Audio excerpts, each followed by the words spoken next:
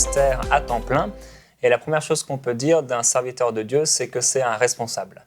L'apôtre Paul dit dans 1 Timothée au chapitre 3 au verset 1, il dit « Cette parole est certaine, si quelqu'un aspire à être un dirigeant dans l'Église, il désire une belle activité, il faut toutefois que… » Et après avoir dit ça, il va énumérer 17 obligations que le serviteur de Dieu doit remplir pour servir Dieu. Donc, c'est un travail, une vocation qui demande beaucoup de responsabilité par rapport à Dieu, par rapport aux gens. Et je vais tout à l'heure donner quelques différences entre un serviteur de Dieu et un métier dans le monde séculier. Et c'est vrai que parfois, entre les gens qui sont dans l'Église et le pasteur, ils peuvent ne pas se comprendre. La plupart des gens ne comprennent pas les réalités d'un serviteur de Dieu, du ministre à temps plein. Et d'un autre côté, si le serviteur de Dieu n'a jamais travaillé dans le monde séculier, il est aussi possible qu'il ne comprenne pas ce que c'est que d'avoir un métier dans le séculier. C'est pourquoi parfois les gens dans l'Église ne comprennent pas pourquoi le pasteur ne répond pas à tous leurs coups de téléphone, pourquoi le pasteur n'est pas disponible alors qu'il est entre guillemets payé pour ça. Et il est possible aussi que le serviteur de Dieu ne comprenne pas non plus pourquoi les gens ne sont pas disponibles le soir pour des réunions, pour du service, etc. Donc c'est important de comprendre un peu ce que c'est de servir Dieu à temps plein. Et c'est sûr que dans cette pensée, on va avoir juste quelques petites informations. On ne peut pas catégoriser les gens selon leur métier, parce qu'on sait que dans un même métier, il y a des gens qui vivent des pressions plus ou moins difficiles, selon le responsable qu'ils ont au-dessus d'eux. Quelqu'un peut avoir le même métier, mais un très bon responsable, et dans le même métier, un très mauvais responsable, ça change tout. Et dans le monde du travail, on sait tous, il y a des pressions. Il y a des pressions parfois psychologiques, il y a des gens qui vont même jusqu'à se suicider à cause de pressions de leurs responsables. En tant que serviteur de Dieu, il y a aussi des pressions. Et mon but n'est pas du tout de dire qu'être ministre de Dieu, c'est une vocation plus difficile que d'un métier dans le monde. Ce serait faux. Il y a des métiers qui sont très, très difficiles. On peut penser aux infirmiers, aux infirmières qui travaillent la nuit. Il y a toutes sortes de métiers vraiment très difficiles. Mais par contre, plus de montrer qu'il y a des petites différences ou des particularités du ministère à temps plein. Première chose, c'est que le serviteur de Dieu a une grande responsabilité vis-à-vis de Dieu et vis-à-vis des hommes. Alors que dans le monde séculier, on a plus des responsabilités vis-à-vis des hommes. Mais là, nous sommes en train de servir Dieu. Et on ne joue pas avec Dieu, on ne fait pas n'importe quoi. Deuxième chose, c'est que le serviteur de Dieu, c'est un serviteur. En réalité, c'est une sorte d'esclave de Dieu. Dieu dit quelque chose, il doit le faire.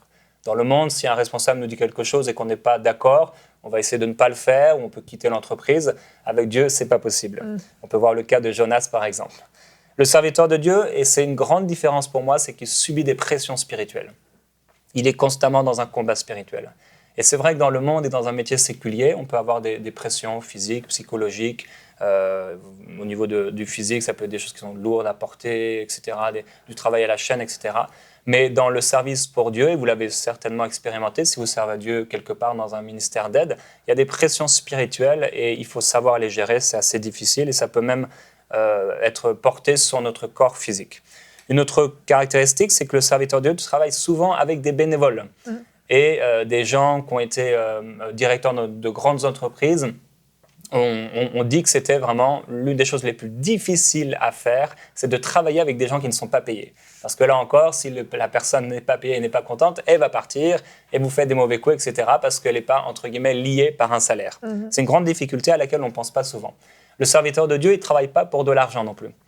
Alors que dans le monde séculier, on travaille pour de l'argent. S'il n'y a plus d'argent, le serviteur de Dieu continue à travailler. Je l'ai expérimenté, on l'a expérimenté plusieurs. Aussi, les serviteurs de Dieu ne prennent souvent pas de retraite. Ils continuent à travailler, certains jusqu'à leur dernier souffle, leur dernière journée. Et une autre chose que j'ai donnée, mais ça pourrait continuer encore, c'est que les serviteurs de Dieu ne choisissent pas la ville ou le pays où il habite. Dieu peut le déloger à tout moment. Pour terminer rapidement, on pourrait dire autre chose, mais je vous encourage à lire la pensée du jour écrite qui se trouve en dessous de cette vidéo sur enseigne-moi.com. Mais c'est vrai qu'il y a chaque semaine des personnes qui s'attendent aux serviteurs de Dieu. Ils peuvent l'appeler le week-end, ils peuvent l'appeler parfois même la nuit. À tout moment, le serviteur de Dieu doit répondre aux besoins des hommes. Et selon Dieu, un serviteur de Dieu devrait pouvoir trouver le temps de s'adonner complètement à la prière, à la méditation de la parole de Dieu et certainement à la prédication, ce qui comprend aussi les visites pour les malades, etc.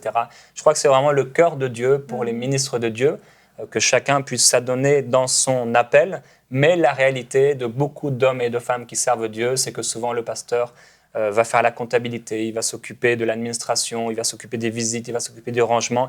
Et en fait, il est multiposte, multitâche.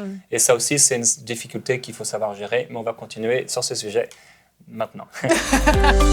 Retrouvez la suite de ce programme dans l'émission Bonjour chez vous sur ENCI TV.